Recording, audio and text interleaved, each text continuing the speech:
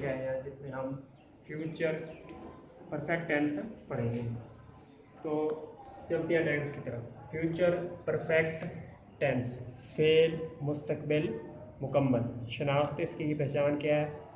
उर्दू फ़िक्रे के आखिर पर चुका होगा, चुकी होगी, चुके होंगे या होंगे वगैरह आता है। बनावट या बनाने का तरीका, सबसे पहले आएगा सब्जेक्ट यानी फ़ाइल यानी काम करने वाला, उसके बाद हेल्पिंग वर्ब आएगा यानी इमदादी फ़ेल, और उसके बाद फ़ेल की तीसरी फार्म आएगी और आखिर पे ऑब्जेक्ट या मफूल आएगा यानी जिसके ऊपर काम हो रहा होता है। तो इस टेंस में आई वी के साथ शैल हैव हेल्पिंग वर्ब लगेगा, लेकिन जब आई वी के साथ किसी काम का ज़रूर का होना पाया जाएगा, ज़रूर का जिक्र पाया जाएगा, तो आई वी के साथ फिर विल हैव लगेगा।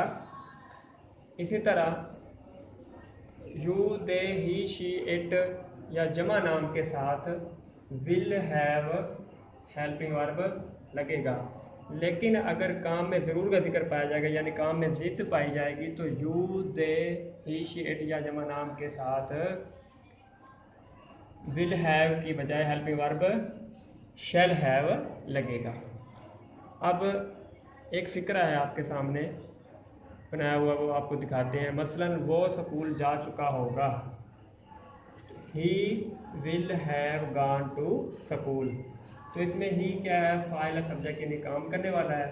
विल हैव क्या है? मैंने आपको बताया कि हेल्पिंग वर्ब जो कि फ़ाइल के बाद लग रहा है, और उसके बाद फेल की तीसरी फार्म लग रही है, और उसके बाद आखिर में ऑब्जेक्ट या मफूल लग रहा है। तो टू यहाँ पे प्रीपोजिशन है जो जुमले को मिलाने के लिए, दो नाउन्स को मिलाने के लिए या दो जुमलों को मिलाने के लिए इस्तेमाल होता है। हम इंग्लिश बोल चुके होंगे, तो अगला फिक्र है हम इंग्लिश बोल चुके होंगे, तो इसमें we shall have spoken the English. तो यहाँ पे हमने देखा है कि पहले हमने ही के साथ विल हैव लगाया क्योंकि ही था। पहले बताया कि you they he she it के साथ विल हैव लगेगा हेल्पिंग वर्ब, और वी के साथ और आई के साथ शैल हैव लगेगा, वो हम यहाँ पे लगा रहे हैं we shall have spoken the English.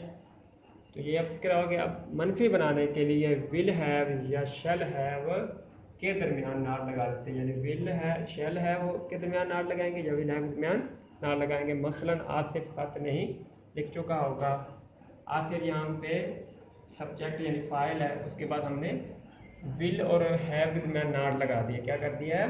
नार लगा दिया, और उसके बाद तीसरी फार्म लगाई है यानी फिर तीसरी फार्म लगाई है, और उसके बाद हमने आखिर में मफूल यानी ऑब्जेक्ट लगा दिया और आखिर पे फुल स्टॉप लगा दिया। जब भी कोई इंग्लिश का फ़िक्रा ख़त्म होता है उसके आखिर पे फुल स्टॉप लगाते हैं, और जब उर्दू का फ़िक्रा ख़त्म होता है उसके आखिर पे ख़त्मों के निशान लंबी सी लकीर छोटी सी लगाते हैं।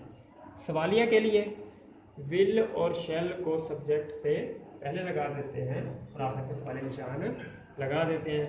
जैसे यहाँ पे मैंने एक फ़िक्रा बनाया, उसमें गौर करें। शैल स्टूडेंट्स हैव स्टडीड, क्या तुलबा पढ़ चुके होंगे। तो ये एक जुमला है और आखिर हमने सवालिया निशान लगा दी। तो उम्मीद है कि आपको हमारी आज की वीडियो पसंद आई होगी, तो हमारी वीडियो को लाइक और शेयर ज़रूर कीजिएगा और हमारे चैनल को भी सब्सक्राइब कीजिएगा। अगर आपने हमारी पिछली वीडियो नहीं देखी तो उनका मैं पिछला टेंस की मतलब वीडियो नहीं देखी तो उनको मैं आपको कमेंट में बता दूँगा।